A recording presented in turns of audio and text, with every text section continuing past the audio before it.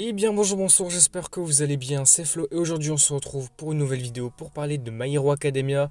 Dans cette vidéo je vais vous présenter deux théories concernant Izuku et sur le One for All. Mais avant de commencer la vidéo, pour ceux qui ne sont pas à jour au chapitre 419 et 420 de My Hero Academia, enregistrez la vidéo, revenez plus tard parce que je vais bien spoiler. Et sinon, si vous voulez me soutenir sur les prochaines vidéos, n'oubliez pas aussi de vous abonner à la chaîne. Et du coup, c'est parti pour cette vidéo. Dans celle-ci, on va essayer de répondre à la question suivante. Est-ce que Izuku a toujours le One for All ou est-ce qu'il est devenu sans alter? Mais bon, on va plus partir du principe qu'il a toujours le One for All. C'est pour ça qu'il y a ces théories. Donc dans un premier temps, je vais un peu récapituler la situation, bien tout comprendre. Et puis surtout, je vais parler également en deuxième partie des théories. Alors on va commencer par récapituler les événements et la situation. Donc avant le chapitre 419, on sait qu'Izuku avait pour but de transférer ses alters, transférer les alters des autres utilisateurs pour ouvrir une brèche, une faille dans l'esprit de Shigaraki. Donc pour venir le comprendre et en quelque sorte le sauver. Donc on a vu qu'il a transféré tous les utilisateurs, tous les alters, mais pas simplement. Petite subtilité, il les a transférés de manière plutôt violente. Ce qui veut dire que chaque alter qu'il a transféré se sont détruits. Et c'est bien pour ça que par exemple Shigaraki ne pouvait pas les réutiliser par la suite. Contrairement à l'alter du quatrième utilisateur, c'est-à-dire la détection du danger, Shigaraki l'a volé à Izuku directement. C'est pour ça que lui il peut l'utiliser, que les autres il n'a pas pu les utiliser. Et donc à la suite de ces événements-là, une fois qu'Izuku a transféré tous les utilisateurs, tous les alters, tout le monde pensait qu'il était maintenant sans alter. Il se retrouve comme au début, il n'a plus de pouvoir. Mais justement c'est là que vont venir les théories. Elles vont venir défendre le fait qu'Izuku aurait toujours le One for All. Alors on va commencer par la première théorie que j'ai eue en lisant le chapitre tout simplement et en réfléchissant un petit peu. Alors on va voir dans le chapitre 419, je vais vous mettre la page correspondante, on voit Izuku sans ses deux bras face à All for One, disant « c'est pas fini, pas question d'abandonner ». Et c'est ça le plus important, sur cette case-là, pas question d'abandonner, on voit une case toute noire avec des flammes. Je vous laisse réfléchir quelques instants, quelques secondes, parce que cette page-là, cette case-là plus précisément, elle a un sens caché et justement elle est censée vous rappeler quelque chose. Alors je vous mets l'image de référence ici, on voit All Might dans cet endroit là. On voit que les deux images sont un peu liées on va dire. On a All Might qui est dans cet endroit tout sombre, tout noir, avec une flamme autour de lui. Et bien justement pour moi cet endroit là et cette flamme représentent la flamme du One for All.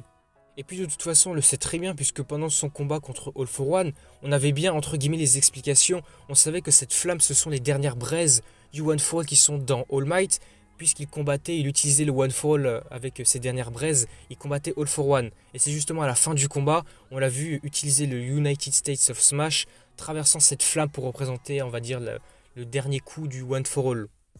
Et pour venir résumer finalement cette case-là et cette référence-là, en fait ça veut dire que pour moi Izuku a toujours le One for All, et c'est pour ça qu'on voit ces flammes à l'intérieur de lui.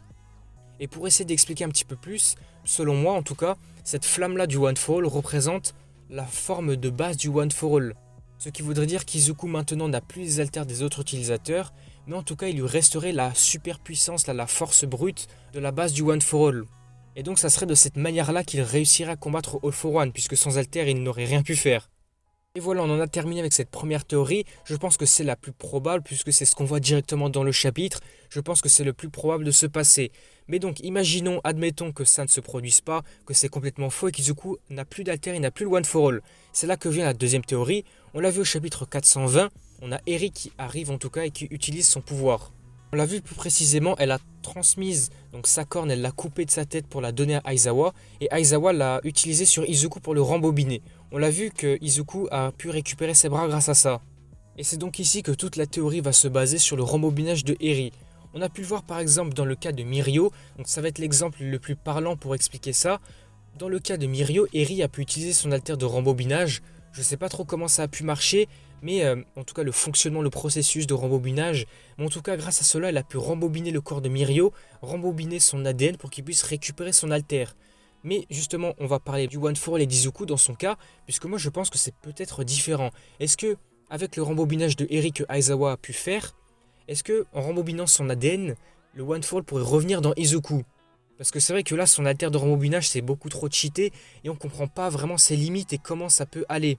Parce que là, si le rembobinage fonctionne bien comme on le comprend et comme le cas de Mirio, ça voudrait dire que le One for All va revenir tout simplement dans l'ADN de Izuku. Mais justement, le problème, en tout cas moi c'est ce que je pense, c'est que pour moi le One for All c'est vraiment un alter qui est très différent et vraiment à part des autres. Puisque pour moi, une fois que le One for All il est transféré, bah tu peux plus le récupérer en fait. Une fois que c'est transféré, c'est foutu. Après justement, c'est là que vient la théorie, c'est là tout le problème, le point le plus important. Tout est joué en fait sur l'ADN des personnages. Est-ce que en rembobinant l'ADN de Izuku, tu peux récupérer le One for All? C'est ça vraiment le problème. Parce que par exemple pour Mirio, comme c'est son alter de naissance, son alter a bien été inscrit dans son ADN et donc il a pu le récupérer. Mais là par exemple pour Izuku, est-ce que ça marche? Moi je pense que c'est différent, mais n'hésitez pas à me faire part de votre avis, de votre point de vue, parce que c'est vrai que c'est un petit peu compliqué. Et donc voilà, je vous ai exposé la théorie. Pour moi, donc dans un premier temps, c'est soit Izuku a le One for All de base encore, et comme on l'a pu le voir notamment avec les flammes, cette case noire, on voit des flammes, c'est la flamme du One for All, donc il l'aurait encore.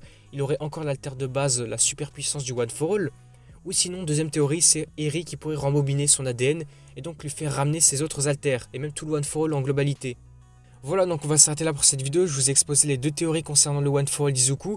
Donc n'hésitez pas à me faire part de vos avis, de vos théories là-dessus également, puisque je pense que le plus probable, ce qui pourrait se passer vraiment le plus probable, c'est le fait que Izuku a toujours le One for All, il a la force de base, parce que la deuxième théorie là concernant Eri, je pense que c'est peut-être un peu trop tiré par les cheveux. Parce que vraiment franchement je trouve que le sujet là de Eri, du rembobinage, même notamment de l'ADN, des alters, là ça part un peu trop loin, je sais pas trop quoi y penser, parce que là je pense que c'est aussi, ça touche aux limites du pouvoir de Eri. Alors voilà, on s'arrête là, n'hésitez pas à me faire part de vos avis, de vos théories, je me répète.